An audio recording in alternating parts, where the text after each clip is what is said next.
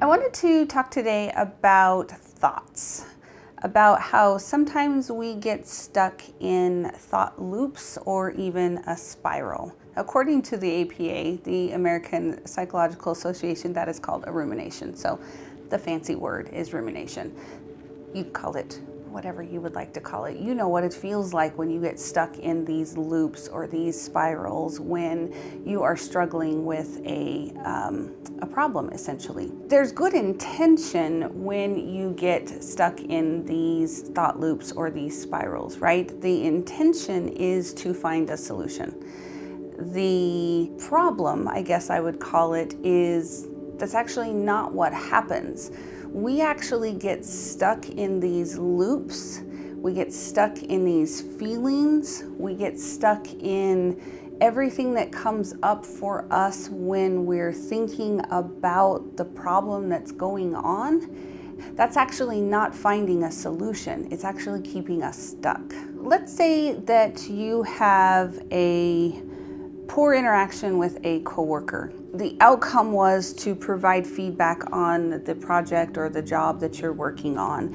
But unfortunately, there's some unconstructive words that are exchanged within that whole process, right?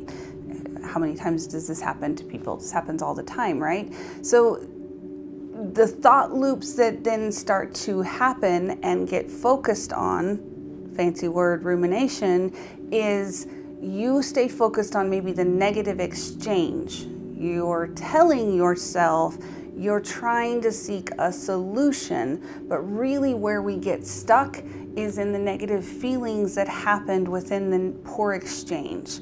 So rather than seeking the solution for what was the actual problem within the project, we get stuck in the thought process of, well, why did he say this to me? Or why did she say that to me? Why were these unkind words spoken? And that's where our focus gets stuck in.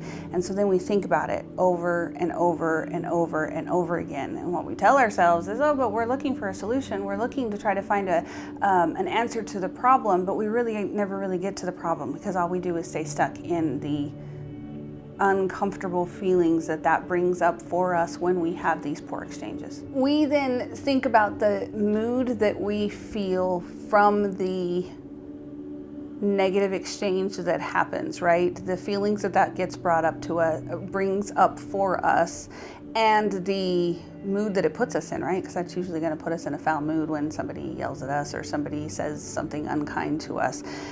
It brings us down maybe for a few hours, maybe for the day. Maybe this happens at the end of the day when you are on the way out the door to go enjoy some family time or some time with friends, or maybe even start your weekend, and it gets really hard for you to, if you will, switch gears. We trick ourselves to think that we are finding the solution to the original problem. It's not what we're doing. Because what part of that interaction are you actually seeking the problem for the original issue, right? Where is the, oh, well, this project went off the rails on this, this, and this. Let's find the solution for that. How much time do you really spend doing that?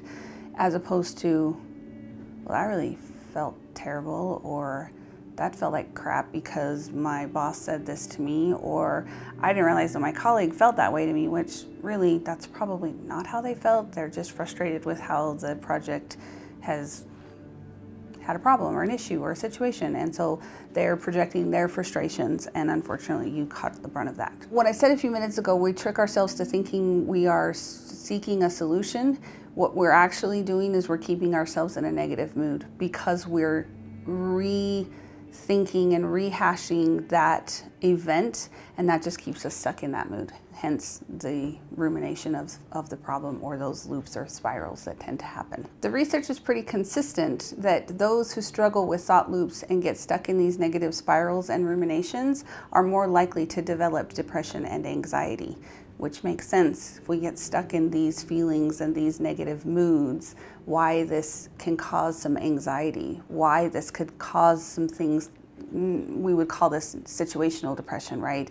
Depression that is caused by a chemical problem, not so much, but a situational depression, you could see why that would be the case. This is also something that can cause some behaviors called self-sabotaging, right? If we believe that we could be the problem within these situations, when we get stuck in these negative loops and get stuck feeling these negative moods, we can then engage in self-sabotaging behaviors because we might think we're the problem.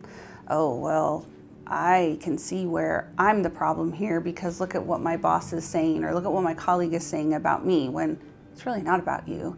You just caught the brunt of the situation because something happened with the situation with work. And then self-sabotaging behaviors can happen, especially if we can get caught in these negative thought loops for long periods of time. So it's something to be cautious of because we don't want to have these behaviors start to dictate our lives. Let's talk about ways to break some of these thought loops. Awareness. You know, that's always the first step, is recognizing that you're doing it. So again, we talked at the beginning of this video, if you think you're seeking a solution, recognizing that what you're doing is actually staying stuck in the negative thought process, that's your first step, right? You can recognize that, oh, I'm actually not seeking a solution. What I'm doing is ruminating about what the problem is.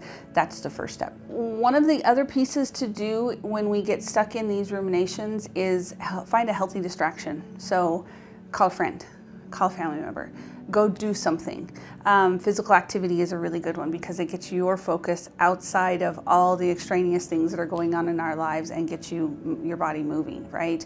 It will clear just getting yourself moving. The endorphins that happen from physical activity is a great, healthy distraction. So finding a distraction, even getting outside and getting a little bit of sunshine can be helpful. It doesn't have to be something that is super cardio driven or something like that.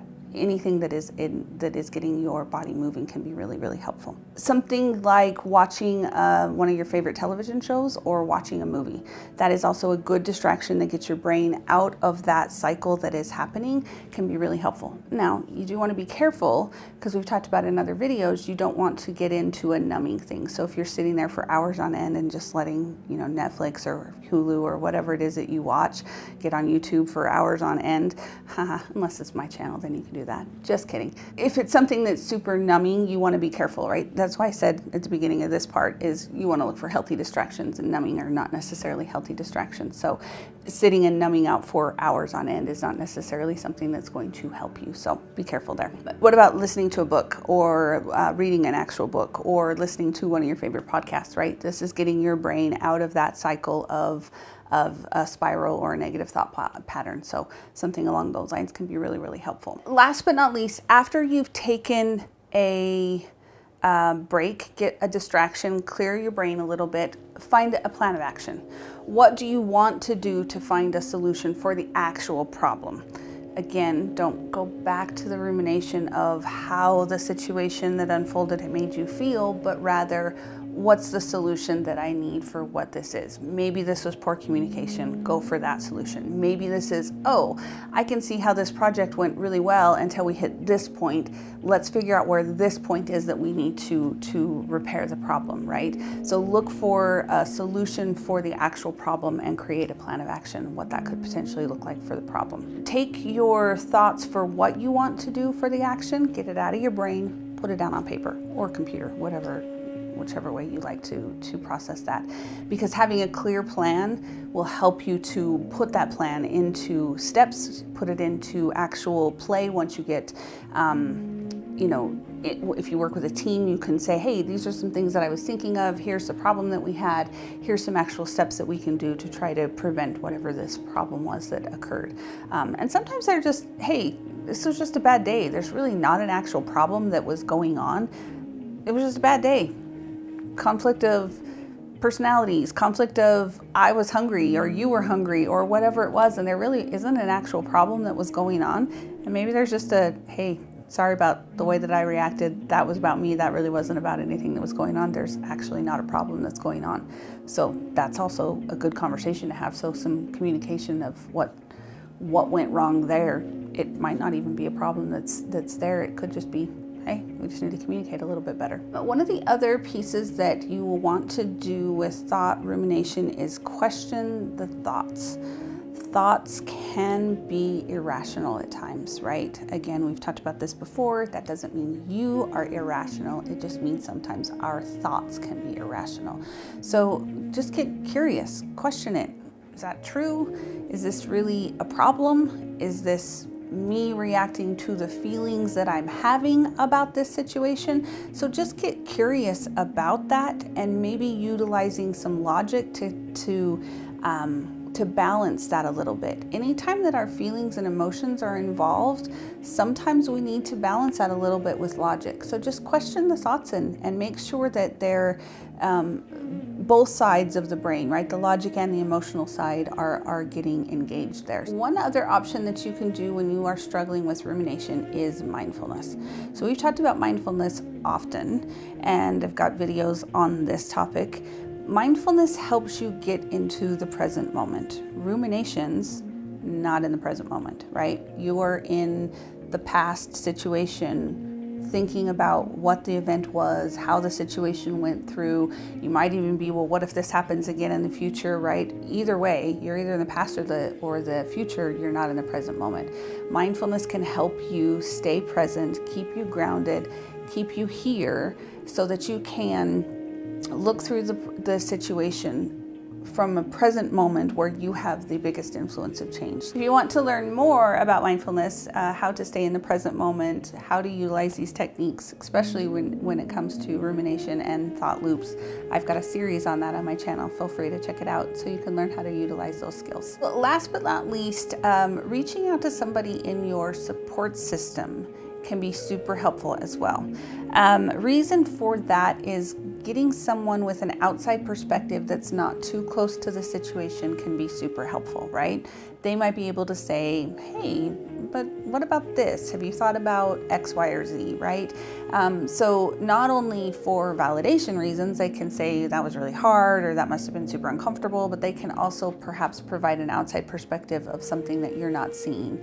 And support from anyone that we have when we're having a difficult time can be super helpful. All of these items that we just talked about, they disrupt the rumination pattern, right? They disrupt that loop that tends to happen. So whether it's a distraction, maybe it's creating a plan, maybe it's actually writing it down or putting a plan into action. What we're doing is breaking that pattern of rumination rather than just sitting there and contemplating over and over again. If you are a lifelong ruminator, or you have done this for a really, really long time, these are great tips. Start here. See if this is something that can help you, because these, I mean, you start anywhere, right? Especially if this is something that is negatively impacting your life, you want to start somewhere. So start with these tips. And also know that these patterns of behavior are going to be hard to break, especially if you've done these things for a really, really long time. Breaking these patterns is very much possible, because I see that happen all the time with people who have struggled with this for a long time. So keep trying.